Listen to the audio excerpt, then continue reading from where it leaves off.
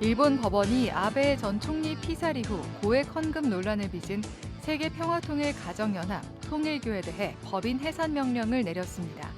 한국과 일본 통일교가 밀접한 관계가 있는 만큼 국내 통일교에도 적지 않은 영향을 미칠 것으로 보입니다. 세계복음화 전도협회 일명 다락방을 회원으로 받아들였던 대한예수교장로회 개혁총회가 돌연 다락방과 결별을 선언했습니다. 주요 교단들이 이단으로 규정한 다락방을 회원으로 영입했다가 결별을 선언했지만 개혁총회가 풀어야 할 과제가 있다는 지적도 나옵니다. 예장 고신총회 소속 목회자들과 교인들로 구성된 고신을 사랑하는 성도들의 모임이 극우 개신교 현상을 분석하는 토론회를 열었습니다. 유튜브를 통해 얻은 편향된 지식을 십자가 복음보다 절대화하는 이른바 디지털 영지주의를 경계해야 한다는 지적이 나왔습니다. 여러분 안녕하십니까? CBS 뉴스입니다. 일본 법원이 오늘 영감상법으로 인한 고액 헌금 논란을 빚은 세계평화통일가정연합 통일교에 대해 법인 해산 명령을 내렸습니다. 일본이 민법상 불법 행위에 대해 종교법인 해산 명령을 내린 것은 처음인데요. 한국과 일본 통일교가 밀접한 관계가 있기 때문에 국내 통일교에도 적지 않은 영향을 미칠 것으로 보입니다. 송주열 기자의 보도입니다. 지난 2022년 7월 아베 전 총리가 통일교 신도 2세로부터 총격을 당해 사망하면서 일본 사회에서는 통일교의 고액 헌금 논란이 일었습니다. 아베 전 총리 살해범의 모친이 통일교 영감상법으로 고액 헌금을 해 가정 파탄이 난 것이 범행 동기로 지목됐기 때문입니다. 통일교 영감상법은 통일교 신자가 조상의 원한이나 개인의 운세를 바꾸기 위해 영적인 힘을 가지고 있는 인감, 항아리, 다보탑, 문선명 관련 상품과 같은 고액 상품을 구매해 우회적으로 헌금하는 행위를 뜻합니다. 일본 정부는 이 같은 통일교의 고액 헌금을 문제 삼아 지난 2023년 10월 도쿄 지방재판소에 종교법인 해산 명령을 청구했습니다. 일본 정부의 당시 주장은 종교법인 해산 명령의 요건인 법령을 위반해 현저하게 공공복지를 해쳤다는 점이 명백히 인정되는 행위가 있었다고 판단했다는 것이었습니다. 이에 대해 일본 법원이 25일 일본 정부의 통일교 법인 해산 명령 청구 17개월 만에 청구를 받아들여 통일교 법인 해산을 명령했습니다. 일본 법원이 통일교의 고액 헌금 문제 등이 민법상 종교법인 해산 사유에 해당한다고 인정한 겁니다. 또 많은 정치인들이 연관되어져 있다 보니까 정치권과 연관되어진 문제를 해결하는 것도 쉬운 문제는 아니었을 것 같아요. 결론적으로 어쨌든 도쿄지방법원에서 통일교 법인 해산이 정부 요청에 따라 받아들여졌고 이제 시행이 될 텐데 문제는 이번 판결이 끝이 아니라고 하는 거죠. 일본에서는 종교법인이 해산될 경우 세제 혜택이 사라지고 종교상 행위는 금지되지 않는 것으로 알려졌습니다. 일본에서 과거 종교법인 해산 명령을 받은 사례는 지난 1995년 3월 도쿄 지하철역 살인가스 테러 사건을 일으킨 옴진리교 등 2개 단체가 있습니다. 이단 전문가들은 고액 헌금 논란으로 사회적 논란을 일으킨 일본 통일교의 종교법인이 해산될 경우 한국 통일교에도 적지 않은 영향을 미칠 것으로 내다봤습니다. 일본에서 상당한 헌금 수입을 거둬들이는 한국 통일교 입장에서는 재정적으로 타격을 입을 거라는 전망입니다. 특별히 이번 사건으로 인해 가지고 통일교에 대한 부정적인 인식이 일본 내에 확산되었고 통일교로서는 주요한 현금 조달처인 일본 내에서야 이러한 어떤 그 제한적인 위치가 앞으로 통일교에 미칠 영향이 적지 않다고 볼 수 있죠. 한학자 통일교가 또 여러 가지 성지 개발 등을 통해서 재정적인 자립을 지금 시도하고 있는 면들이 결국 무관하지 않다고 생각합니다. 한편 한국통일교는 다음 달 15일 경기도 가평군 일대에 천원궁을 준공하는 등 대대적인 개발 사업을 통해 한학자 신격화에 심혈을 기울이고 있는 것으로 알려졌습니다. CBS 뉴스 송주열입니다. 세계 복음화 전도협회, 일명 다락방을 회원으로 받아들였던 대한예수교장로회 개혁총회가 돌연 다락방과 결별을 선언했습니다. 주요 교단들이 이단으로 규정한 다락방을 회원으로 영입했다가 갑작스레 결별을 선언한 배경이 무엇인지 관심이 모아집니다. 이승규 기자가 취재했습니다. 대한예수교장로회 개혁총회와 세계 복음화 전도협회 다락방이 동거를 시작한 건 지난 2011년부터입니다. 다락방은 지난 1999년 대한예수교장로회 합동총회를 시작으로 대한예수교장로회 고신총회와 기독교대한감리회가 2001년, 기독교대한성결교회와 기독교대한하나님의 성회가 2002년 2단으로 규정한 바 있습니다. 이런 이유로 2011년 예장개혁총회가 다락방을 영입할 당시 비판 목소리가 매우 높았습니다. 보수 연합기관인 한국교회 총연합과 한국기독교총연합이 여러 차례 통합을 시도했으나 무산된 이유도 다락방 등 이단 문제가 가장 컸습니다. 예장개혁총회는 다락방 교단이라는 오명 때문에 한국교회에서 활동을 제대로 이어가지 못했습니다.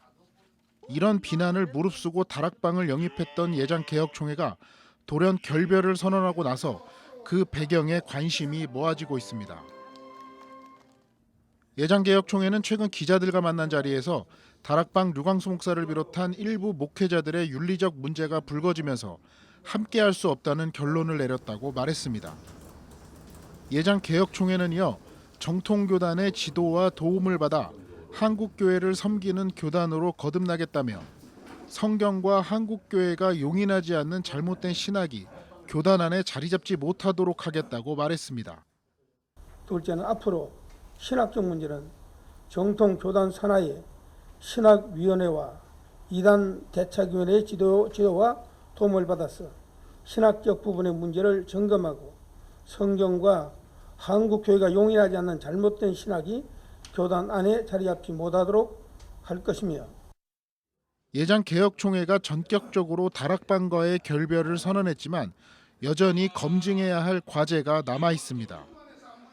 우선 지난 2011년 비판 여론에도 다락방 영입을 강행했던 예장개혁총회의 사과가 없다는 점입니다. 최근 진행한 기자회견에서도 예장개혁총회 조경삼 총회장은 영입 당시 한기총이 신학적 검증을 했다며 문제가 없었다는 취지의 발언을 한 바 있습니다. 한국교회 주요 교단들은 이미 다락방을 2단으로 규정한 상황이었지만 예장개혁총회는 당시 아랑곳하지 않고 다락방을 회원으로 영입했습니다. 예장개혁총회가 잘못된 판단을 회개하고 한국교회에 용서를 구하는 자세가 필요하다는 지적이 나오는 이유입니다. 두 번째로 15년 동안 다락방과 동행하면서 다락방 신학을 교육받은 목회자들이 일부 예장개혁총회에 남았다는 점입니다. 특히 다락방 2인자로 알려진 예원교회 정운주 목사가 예장개혁총회에 남은 것으로 확인되면서 조금 더 철저한 신학적 검증이 필요한 것 아니냐는 목소리도 나오고 있습니다. 예장개혁총회는 지난해 9월 정기총회도 예원교회에서 개최하는 등 정운주 목사 측과 각별한 관계를 이어오고 있습니다. 특히 정운주 목사의 경우 한국교회 봉사단 법인이사에 선임되면서 한국교회가 이단 출신 목회자에 대한 철저한 검증 없이 무분별하게 받아들이고 있다는 비판도 나오고 있는 상황입니다. 예장개혁총회가 검증 없는 이단 세탁의 도구로 활용될 수 있다는 우려입니다. 또 다른 의구심은 예장개혁총회가 다락방과의 결별을 선언하면서 류광수 목사 등 일부 다락방 목회자들의 윤리적 문제를 전면에 내세웠다는 점입니다. 다락방은 신학적 문제로 인해 주요 교단으로부터 이단 판정을 받은 만큼 교리적 문제에 대한 언급 없이 개인의 윤리적 문제만 지적하는 것은 부족하다는 지적이 나오고 있습니다.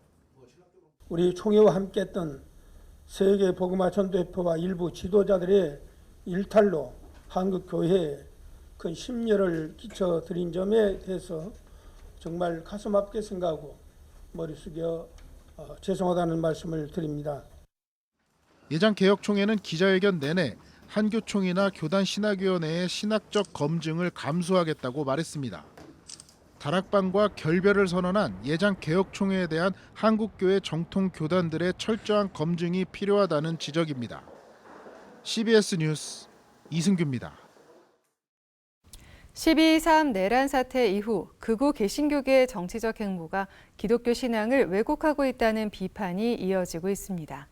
예장 고신총회 소속 목회자들과 교인들로 구성된 고신을 사랑하는 성도들의 모임은 오늘날 설교 강단의 문제점을 분석하는 토론회를 개최했습니다. 오요셉 기자가 전합니다. 오늘날 한국교회가 극우 이데올로기에 매몰돼 설교 강단에서조차 정치 선동에 나서는 것은 일종의 디지털 영지주의에 빠진 것이란 비판이 나왔습니다. 특별한 영적 지식을 통해 구원을 얻을 수 있다고 믿었던 초기 영지주의 이단들처럼 많은 목사들이 유튜브를 통해 얻은 편향된 지식을 십자가 복음보다 절대화하고 있다는 지적입니다. 발제자로 나선 일원동교회 권수경 목사는 유튜브 알고리즘에 의해 형성된 편향된 세계관을 진리로 받아들이며 극단적인 정치적, 종교적 견해를 주장하는 것은 영지주의의 경향이라며 자기만 옳다는 독선이 영지주의의 가장 큰 특성이라고 설명했습니다. 교회에서 성령의 인도 대신 유튜브 알고리즘의 인도를 받는 목사가 적지 않습니다. 그렇게 형성한 자신의 이념을 성경적 관점이라 착각하고 그걸 강단에서 선포하고 성도들에게도 가르칩니다. 한번 그런 이념에 사로잡히게 되면은 예수를 믿느냐 안 믿느냐 그건 중요하지 않습니다. 나하고 같은 알고리즘을 따랐느냐 안 따랐느냐 그게 더 중요해져 버립니다. 권 목사는 목사가 구체적인 사회 이슈에 대해 설교에서 언급할 수는 있지만 이는 철저히 성경적 원리와 가치에 기반해야 한다며 상대적인 가치인 정치 이데올로기를 절대적인 복음과 동일시해서는 안 된다고 지적했습니다. 인권과 자유와 평등과 자비 이런 원리는 찾아보기 어렵고 특정 정파의 입장을 두둔하고 반대 정파를 공격하는 일이 많습니다. 상대적인 정치 영역의 논리가 복음의 진리 자리를 꿰차고 앉아서 기도나 믿음이라고 하는 절대 신앙은 그런 상대적인 것을 성취하는 도구로 전락해버립니다. 그 결과 하나님의 구원이 이 땅의 이데올로기 수준으로 추락하게 됩니다. 토론회 참가자들은 설교 강단에서의 정치 선동은 성도들에게 미움과 증오, 편가름과 두려움만 남게 한다며 이는 하나님보다 특정 이데올로기를 우선시하는 우상 숭배와 다름없다고 말했습니다. 그런 말에도 아멘으로 화답하고 구호를 따라 외치는 성도들만 있다는 것은 참으로 안타까운 일이 아닐 수 없습니다. 이미 목사의 말이 하나님의 말씀보다 높아졌다는 증거가 아닌가 합니다. 하나님의 뜻을 묻고 헤아리며 회개로 나아가는 기도, 부당하게 고통받는 이웃들을 위한 기도, 이 땅의 안타까운 현실에도 불구하고 하늘의 뜻이 이 땅에 이루어지길 바라는 기도는 없었습니다. 목사라는 타이틀을 떼고 나왔으면 좋겠습니다. 그 목사님이 지금 하고 있는 행태는 교회라는 어떤 그리고 교단이라고 하는 혹은 또 돈이라고 하는 이 뒤에 숨어서 지금 정치를 하고 있는 거죠. 토론회 참가자들은 정치 이념의 도구로 전락한 거짓 복음은 믿는 자나 믿지 않는 자 모두를 하나님으로부터 멀어지게 하고 있다며 온전한 십자가 복음과 예배 회복을 위해 온 교회가 마음을 모아야 한다고 강조했습니다. CBS 뉴스 오요셉입니다. 한국기독교장로회 총회가 지난 주일 서울 강서구 강남교회에서 영적 대각성 수도권역 집회를 열었습니다. 기장 총회는 참회 공동 기도문을 발표하고 주님의 몸된 교회를 부끄럽게 하고 세상으로부터 지탄받게 했던 교회의 모습을 회개했습니다. 또 창조세계 회복과 이웃사랑 실천, 다음 세대 신앙 전승, 교회 회복, 한국사회 안정을 위해 기도했습니다. 기장총회는 기독교인의 회개가 필요한 때라는 데 뜻을 모으고 다음 달 13일 영적 대각성 지방권역 집회, 6월 8일 전국 28개 노회 동시 집회를 진행할 계획입니다. 고 루츠 드레셔 선교사 일주기 추모 예배가 지난 21일 서울 종로구 한국기독교회관에서 진행됐습니다. 지난해 1월 소천한 독일 출신의 루츠 드레셔 한국명 도여수 선교사는 복음 선교연대에서 한국기독교장로회로 파송한 선교 동역자입니다. 국내 파송 기간인 1987년부터 1995년까지 민주화와 통일운동에 협력했고 판자촌 빈민 구제 사역에 헌신했습니다. 추모 예배에서 말씀을 전한 노창식 목사는 고인의 삶을 기억하며 예수 그리스도의 사랑을 온 세상에 전하는 그리스도인이 되자고 말했습니다. 서울 연탄은행이 지난 주말 화재가 발생한 과천 꿀벌마을 비닐하우스촌 이재민 지원에 나섰습니다. 연탄은행은 연탄 사용 가구가 몰려있는 과천 꿀벌마을에서 전기 누전으로 추정되는 화재가 발생해 60여 명의 이재민이 발생했다며 무허가 비닐하우스촌에서 살아오던 취약계층 어르신들이 신발도 신지 못한 채 뛰쳐나와 오도 가도 못하는 상황이라고 설명했습니다. 연탄은행은 대피소에 임시 거주 중인 이재민들을 찾아 위로의 마음을 전하고 600만 원 상당의 의류, 운동화, 생필품 등 긴급 구호품을 전달했습니다. 허기복 연탄은행 대표는 어르신들이 보금자리를 마련하고 주거 환경이 안정될 때까지 계속해서 마을 상황을 살피고 어르신들을 돌보겠다고 밝혔습니다.